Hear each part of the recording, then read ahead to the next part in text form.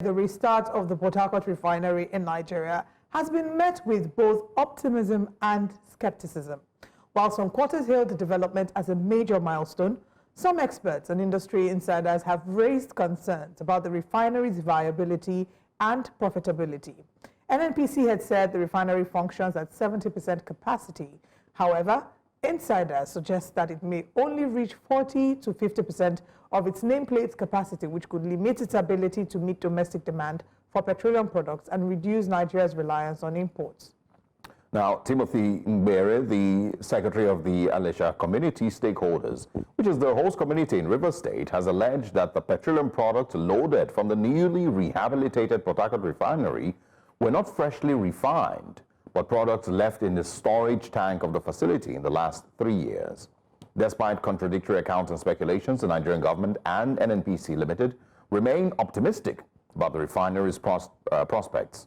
Now, joining us is the Ghana National Petroleum Corporation, GNPC Chair in Petroleum Economics and Management, Institute of Oil and Gas Studies, University of Cape Coast, Professor Wumi Ilidare. Good morning. Thank you very much for joining us, Prof. Good morning. How are you today? Thank you for inviting me. Thanks for your time. I mean, let's first of all, get some clarity with regards the controversy surrounding Port Harcourt Refinery. Is it producing? Is it not producing? The Nigerian government says it is. Other, persons, seem to, claim otherwise. What are the things that we must look out for, to confirm if or not, there's full production in Port Harcourt Refinery? Again, thank you, but let me quickly make a correction. I left Ghana about a year ago. I'm now Executive Director of Mgbere Foundation in Abuja. Just thought I will correct that. Thank you very much. Congratulations, by the way. Well, thank you. Well, I dress like Ghanaian, so that's even understandable. But again, let me quickly make reference to the PIA. The PIA has 3 institutions: the commercial, the policy, and the regulatory. There are 2 regulatory institutions. You have the Petroleum Authority, who is actually in charge of the downstream. I understand the tendency for people not to trust the government. But I cannot imagine the Petroleum Authority, and I understand it was present there, will witness deception. So I just think the discontent about the government is not nice. So that's what I would say. I can't imagine a commercial institution investing money and coming out to say that the refinery is now producing. And somebody will be saying, no, what they loaded is an old stock. Who's going to buy petroleum that is 3 years old and go and sell it? The authority is the one that can have a final say as to the operationality of the refinery. Second, no refinery can begin operation and go straight to 90%, which is the break-even profitability margin utilization rate. It's going to be steadily rising to that level. So I would suggest investigative journalism and not just latch on to a social media report. We have a regulatory institution that can confirm the product that is coming out of that refinery, whether it is genuine or not genuine. Let us begin to learn. I know you have to earn trust, but I can't imagine the Petroleum Authority latching up with NNPC to deceive the public. I just can't imagine that. But that's just my opinion anyway. But do you understand the skepticism that Nigerians, a number of Nigerians, and maybe some experts have expressed regarding this, especially if you look at the trajectory of the Port Harcourt Refinery and the announcements, the deadlines? They missed, if I'm correct, 6 or 7 deadlines before this recent official announcement. So is there maybe any sense to the skepticism that Nigerians have expressed regarding the controversies that have arisen post the announcement of the refinery now producing fuel? Oh, certainly, there are 2 sides of any coin. You have people who are optimistic and you have people who are pessimistic. And each side each of the side has the reason for taking the position that they take.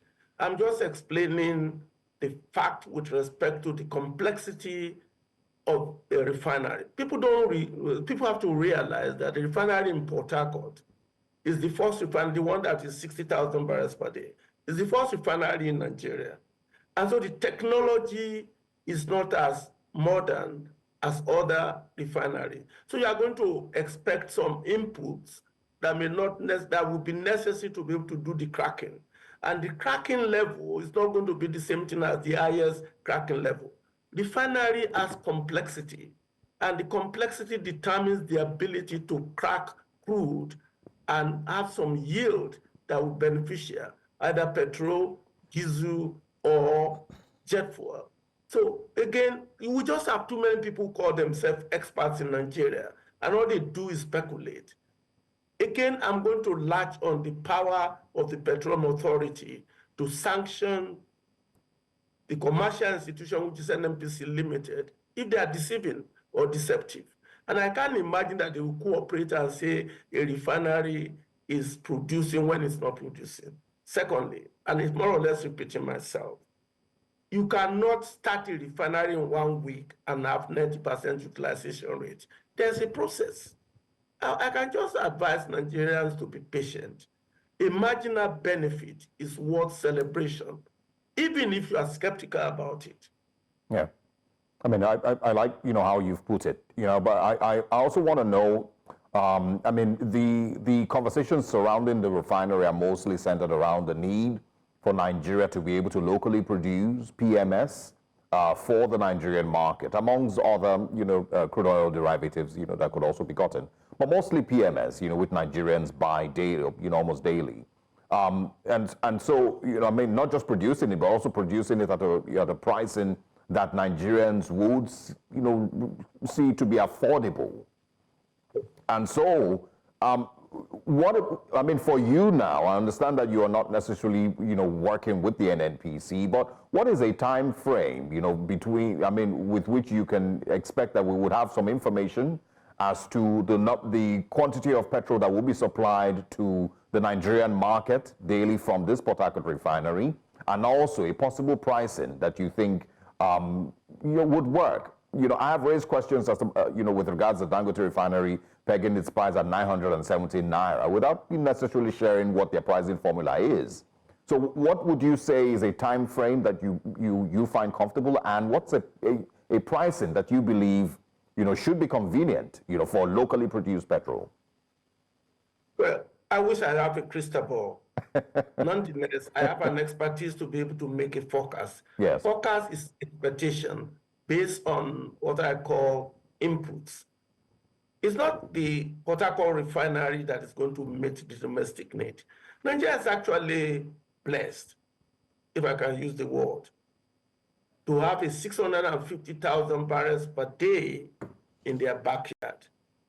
And then Nigeria also have the tools to be able to waive certain things for that refinery to target Nigerian market.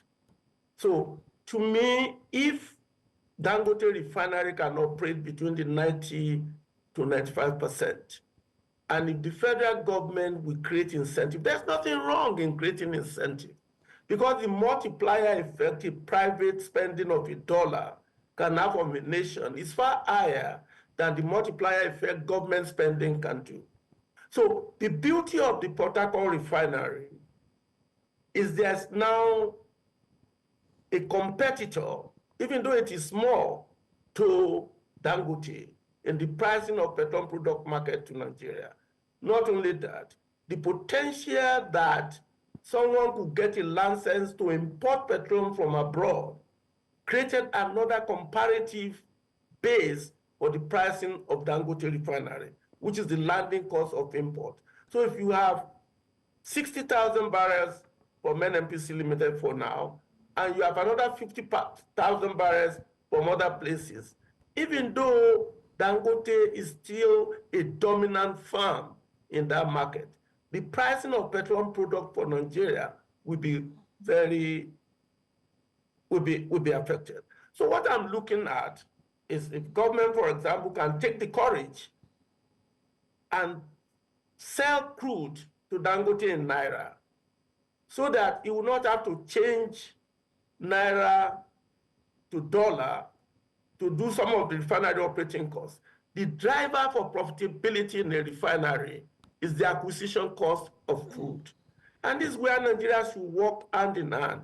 And there's reason for government to work hand in hand because the petroleum downstream market in Nigeria is anti-competitive.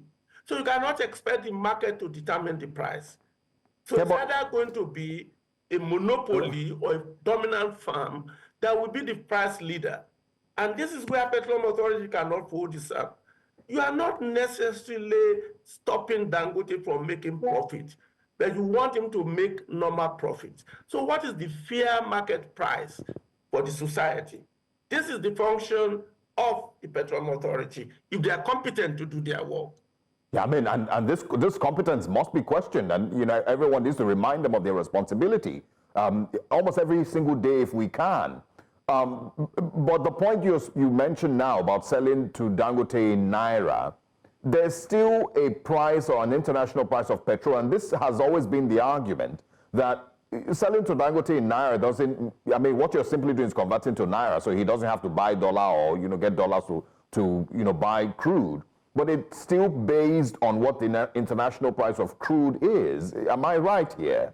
If the Nigerian government is selling to Dangote to pay in Naira, it is still priced on what the international price of crude oil is, right? Well, the problem I have with that is that you are not being paid the same salary with somebody working in CNN, and you are doing the same good job. Are you? I'm not. Unfortunately, no. I have to speak with my management. As a professor emeritus in Nigeria, what I was paid as a professor emeritus in Ghana, and what I was paid as professor emeritus in the United States. Yeah. Try to look at an input of production and charge it on the basis of the ability to pay. And that's what you see with demand and supply.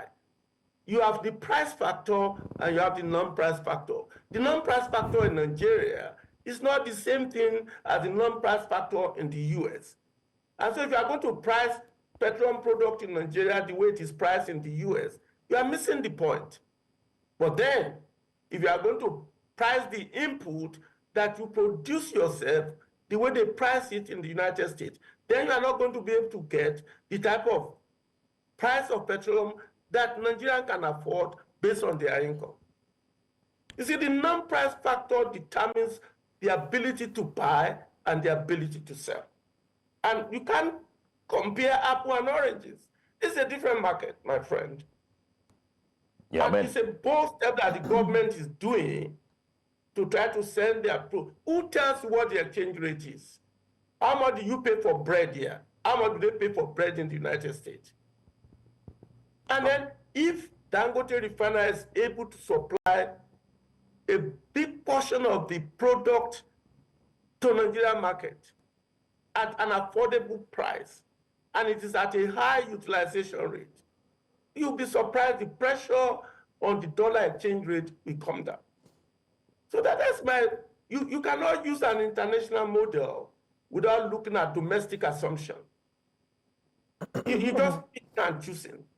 And by the way, there's a social value and a monetary value in an investment in a society. If you only maximize the monetary value and diminish the social value, you have the type of problem that you have in a nation. All right. Again, that's my opinion. There's nothing that says you cannot price your product according to your marginal cost equal to your marginal revenue to maximize your profit. Okay.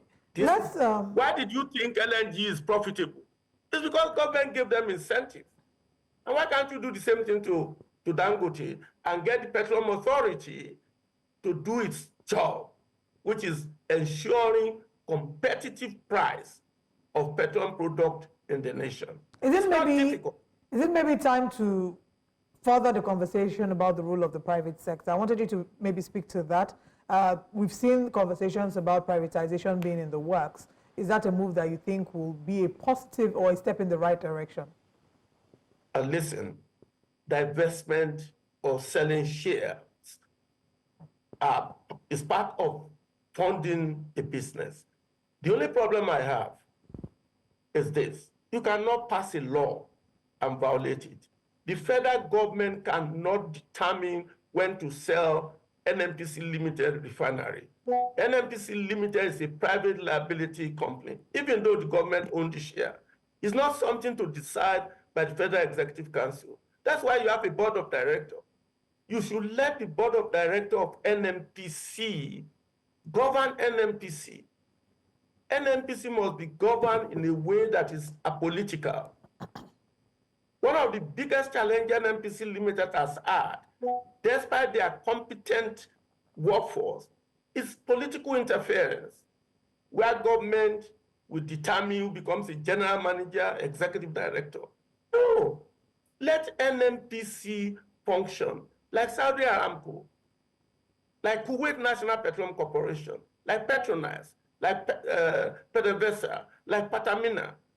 If I can say that NNPC has as competent workforce as any other national company in Nigeria, except for political interference. Yeah. And you even see it when you don't even have a minister of petroleum, substantive. So there's even no flag bearer of the policy institutions, according to PIA. Because I've heard Bayo Odunuga said that President Tinubu is not the minister of petroleum. Because you cannot be a minister of petroleum if you are not confirmed by the Senate. Yeah. Well, I mean, and nobody is actually confirmed in the Senate as a minister of state. That's some of the bad precedent of Olusegun Obasanjo. So we currently don't have a minister of petroleum. To the ministers that were confirmed. So we currently don't have a minister of petroleum. That's what it means. Well, you have minister of petroleum because you have two people that were confirmed by the Senate, but do they have the authority of the minister? Well, Professor Wumi Iledari. But that's just my opinion. Yeah, well, you're not the only one who shared that opinion. We've had a guest on the show as well who said that if we have to have an active minister of petroleum, he has to go through the process that the other ministers have gone through the screening, and then become officially appointed. But then we don't know if the National Assembly can call him to order. And the National Assembly summon Tinubu to come to the National Assembly. Of course not. Well, we don't see that happening. Why things are not working the way they are supposed to work according to the PIA? Of course not. Well, Professor Iledari, thank you so much for joining us this morning and sharing of your my opinion. knowledge and experience. Thank you for your time with us.